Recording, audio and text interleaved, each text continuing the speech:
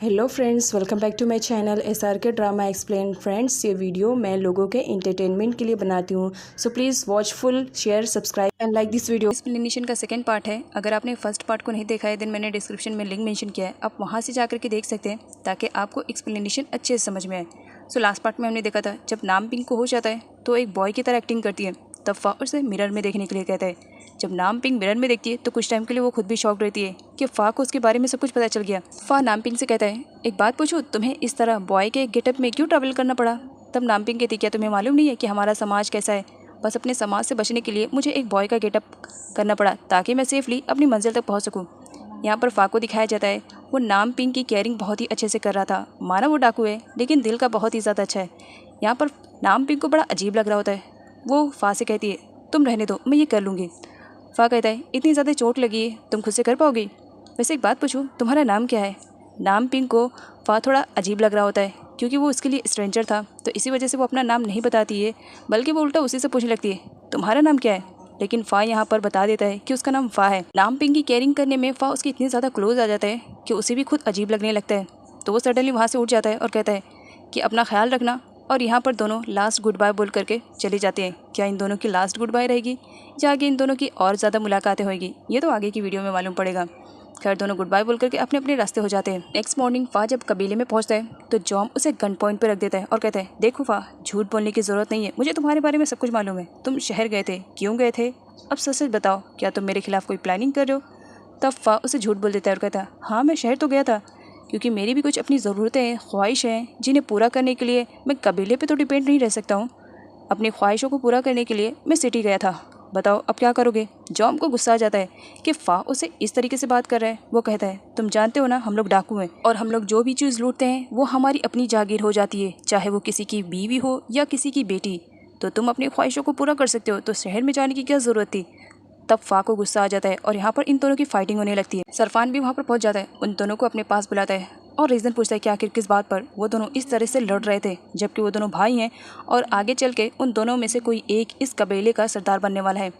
खैर, यहाँ पर सरफान उन दोनों को कंडीशन बताता है कि जो भी मेरी कंडीशन को पूरा करेगा इस कबीले का अगला सरदार वही रहेगा। कंडीशन ये रहती है कि एक पुलिस ऑफिसर है जिसका नाम थीप है, वो बहुत ही ज़्यादा परेशान कर रहा है सरफान को। तो इसी वजह से सरफान कहता है कि कोई भी उस ऑफिसर की कीमती चीज़ लेकर आएगा तो नेक्स्ट वो इस कबीले का सरदार बनेगा। अब कौन है वो तुम दोनों डिसाइड करो, जो भी मुझे कीमती चीज़ लेकर आएगा देगा वही अगला सरदार बनेगा। नेक्स्ट सीन में एक क्रिमिनल को दिखाया जाता है जो कि आउट ऑफ कंट्रोल हो चुका था। वो पुलिस की हिरासत से भागने की कोशिश कर रहा था, लेकिन तभी एक जाबाज पुलिस ऑफिसर उसे पकड़ लेता है और वो रहता है थीप। हवलदार के थ्रू जब थीप को मालूम पड़ता है कि उससे मिलने के लिए बाहर कोई लड़का वेट कर रहा है तो मिलने से मना कर देता है कि नहीं, मेरे पास अभी टाइम नहीं है, मुझे काम है। लेकिन तभी वो कहता है, बहुत ही इंपॉर्टेंट पर्सन लग रहा है, कब से आपका वेट कर रहा है सर और कब से कहे जा रहा है, आप उसे देखोगे तो पहचान लोगे। तो सर एक बार जा करके आप देख लीजिए, हो सकता है कोई इंपॉर्टेंट पर्सन हो, वो कब से आपके इंतज़ार में बैठा हुआ है। थिप तो पहले मना करता है, नहीं मुझे किसी से नहीं मिलना है, लेकिन फोर्स करने की वजह से वो जाता है और जब देखता है तो शॉक्ड में रहता है क्योंकि वो पहचान लेता है कि वो कोई और नहीं नामपिंग है जो कि एक बॉय के गेटअप में आई हुई है। वो बहुत ही ज़्यादा खुश हो जाता है और नामपिंग से कहता है, तुम मेरा कब से वेट कर रही थी? तब नामपिंग कहती है, बहुत टाइम से, जब तुम मना कर रहे थे कि तुम्हें मुझसे मिलना नहीं है। खैर, यहाँ पर थीप उसे अपने कैबिन में लेकर जाता है और उसे कहता है, एक बात बोलूँ, तुम इस गेटअप में भी बहुत ही ज़्यादा ब्यूटीफुल लग रही हो। तब नामपिंग उसे थैंक्स बोलती है। थीप नामपिंग से पूछता है, आखिर इतनी इमरजेंसी क्या आ गई थी जो तुम्हें इस तरह मुझसे मिलने के लिए आना पड़ा? तब यहाँ पर नामपिंग पहले कहती है, मुझे माफ़ कर देना, मैं जो बोलने वाली हूँ शायद ये सुनने के बाद तुम हर्ट हो, लेकिन क्या करूँ, बहुत ही ज़्यादा इंपॉर्टेंट है, मेरी लाइफ का इतना बड़ा पार्ट है और मैं इस तरह से इतनी जल्दी में नहीं लेना चाह रही हूँ डिसीजन। यहाँ पर नामपिंग थीप से कहती है, देखो मैं जानती हूँ तुम ये बात सुनने के बाद हर्ट होगे, लेकिन मैं ये शादी नहीं करना चाहती हूँ क्योंकि मैं अभी स्टडी करना चाहती हूँ, अपनी लाइफ को एंजॉय करना चाहती हूँ। अभी मेरी एज ही क्या है, 17 ही तो है और मॉम डैड ने बचपन में ही हमारा रिश्ता तय कर दिया।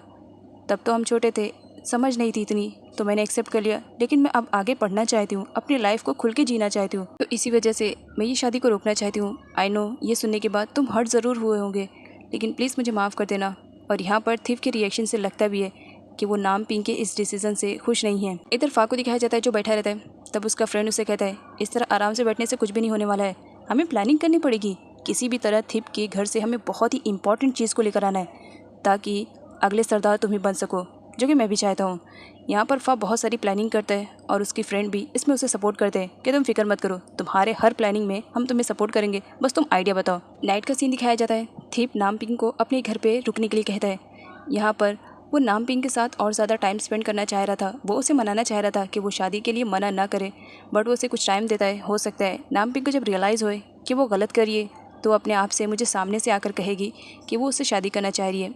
नेक्स्ट सीन में दिखाया जाता है यहाँ पर फाइनली नामपिंग के फैमिली वालों को उसका लेटर मिल जाता है जिसमें उसने लिखा था कि वो घर छोड़ करके जा रही है अपने फियांसे से मिलने के लिए, और उसने मेंशन नहीं किया था कि वो शादी रोकने के लिए जा रही है। नेक्स्ट सीन में नामपिंग को दिखाया जाता है जो कि ट्रेनिंग ले रही होती है, क्योंकि थीप उसे ट्रेनिंग दे रहा था। नामपिंग ने उसे बता दिया था कि किस तरह जब वो आ रही थी तो बस में कुछ चोर आए थे जो कि चोरी करने के लिए आए हुए थे। यहाँ पर वो उसे बताती है कि किस तरह उसे फा नाम के बंदे ने सेव किया। फा का नाम सुनते ही यहाँ पर थीप की तो सिट्टी पिट्टी गुल हो जाती है, क्योंकि उसे मालूम था कि फा कितना बड़ा डाकू है। थीप नामपिंग को भी बता देता है फा के बारे में कि जिस बंदे ने तुम्हारी हेल्प की वो कोई मामूली पर्सन नहीं था, वो सबसे बड़ा डाकू है इस एरिया का। अब यहाँ पर वो उसके बारे में बताता है कि फा डाकू ज़रूर है, उसने बहुत सारे इलीगल काम किए, उसे तो मैं पकड़ूंगा वो बात की बात है, लेकिन उसने कभी भी किसी को हर्ट नहीं किया, मतलब उसने कभी भी किसी को मारा नहीं। हाँ, उसके डैड के कहने में आकर के वो डाकू तो बन गया, उसने बहुत सारे लीगल काम किए, तो इसी वजह से मुझे तो उसे पकड़ना है, ये मेरा टारगेट है। फा के बारे में अच्छी बातें सुन करके नामपिंग थोड़ी सी एक्साइटेड हो जाती है। वो फा के रिलेटेड और भी सारी इन्फॉर्मेशन लेना चाह रही थी थीप से। तभी वहाँ पर एक पुलिस ऑफिसर की एंट्री होती है जो थीप को बताता है कि खबर मिली है फा पास ही के गाँव में आज चोरी करने वाला है। इसकी वजह से थीप वहाँ पर चला जाता है। नामपिंग बहुत ही ज़्यादा अकेले रहती है। वो सर्वेंट को अपनी ड्रेसेस ट्राई करने के लिए कहती है। जब सर्वेंट नामपिंग की ड्रेस ट्राई करती है तो उसे बहुत ही ज़्यादा अच्छा लगता है, क्योंकि सच में नामपिंग की ड्रेसेस बहुत ही ज़्यादा ब्यूटीफुल थी। आफ्टर ऑल वो प्रिंसेस जो थी। यहाँ पर उसका टचअप भी करती है। इधर जॉम को दिखाया जाता है, उसे भी कबीले का सरदार बनना था। इसी वजह से बस वो थीप के जाने का वेट कर रहा था कि वो जैसे जाए उसके घर में जा कर के घुस करके उसके घर की सबसे इम्पॉर्टेंट चीज़ वो अपने डैड के पास ले जा कर के शो करे, ताकि वो इस कबीले का सरदार बन सके। जॉम बहुत ही घटिया किस्म का पर्सन है।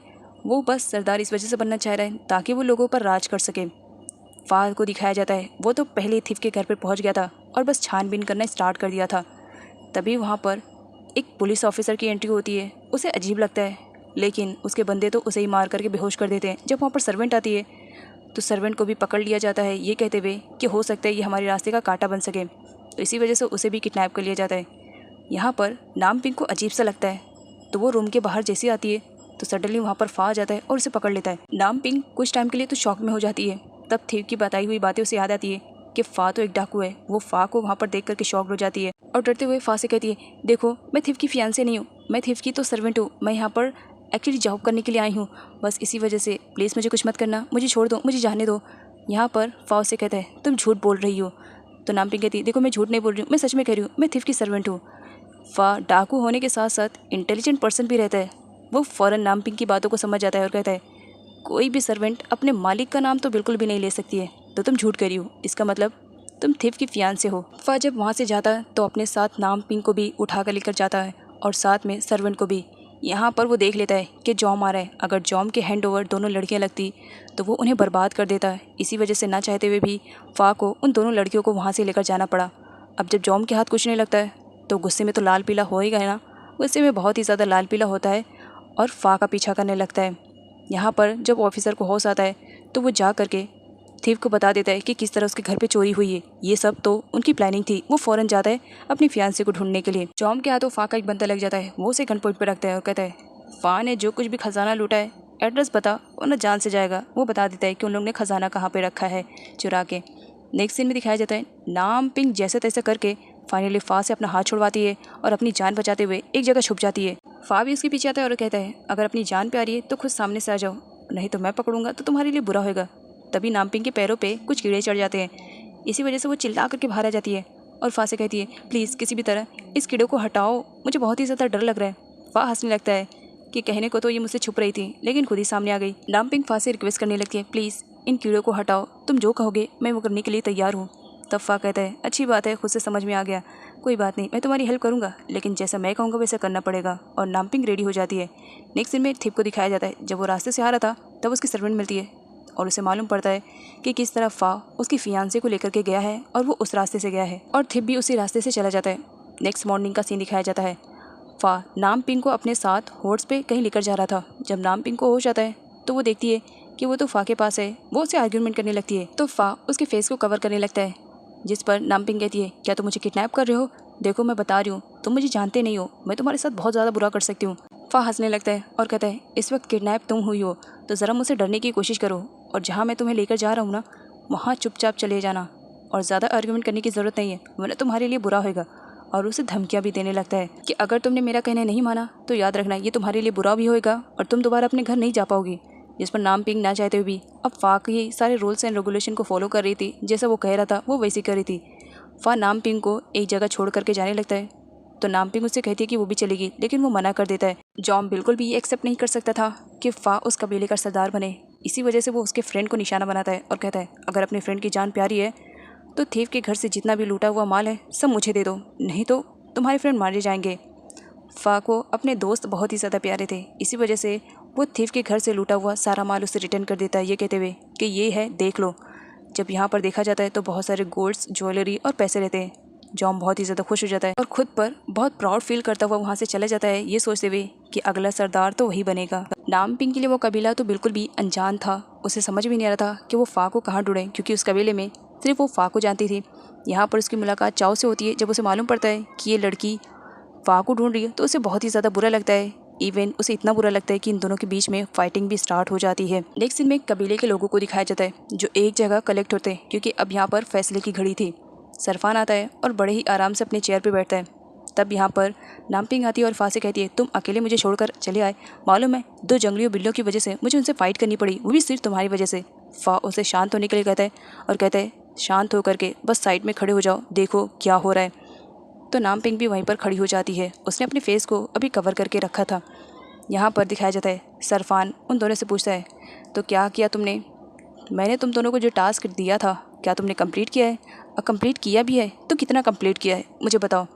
तब यहाँ पर जॉम बहुत ही हंसते खिलखिलाते हुए अपने डैड के पास वो सारी चीज़ें रखता है जो कि फ़ा ने चुराया था, और यहाँ पर वो अपने आप को क्रेडिट दे रहा होता है कि डैड देखिए ये कितनी सारी इंपॉर्टेंट चीज़ें हैं जो कि मैंने थीव्स के घर से चुरा के लेकर आया हूँ। तो मुझे नहीं लगता है कि अब आपको किसी और की तलाश होनी चाहिए, आपका अपना बेटा काफ़ी है जो इस कबीले की जिम्मेदारियों को अच्छे से हैंडल कर सकता है। वरना आप फ़ा को देख लीजिए, आए दिन उसके साथ एक नई लड़की रहती है, उसे जब लड़कियों से फुर्सत मिले तब तो वो टारगेट पर फोकस करे। तब यहाँ पर फाइनली फ़ा बता देता है कि डैड मैं जो चीज़ लेकर आया हूँ ना वो सबसे ज़्यादा इम्पॉर्टेंट है, और आप जानना नहीं चाहेंगे कि ये लड़की मेरे साथ है वो कौन है। तब यहाँ पर फ़ा बता देता है कि ये थीफ की फियांसी है, और मुझे नहीं लगता है कि इससे कोई इम्पॉर्टेंट चीज़ थीफ के लिए और हो सकती है। सो देखते हैं आगे की वीडियो में और क्या इंटरेस्टिंग चीज़ें होती है।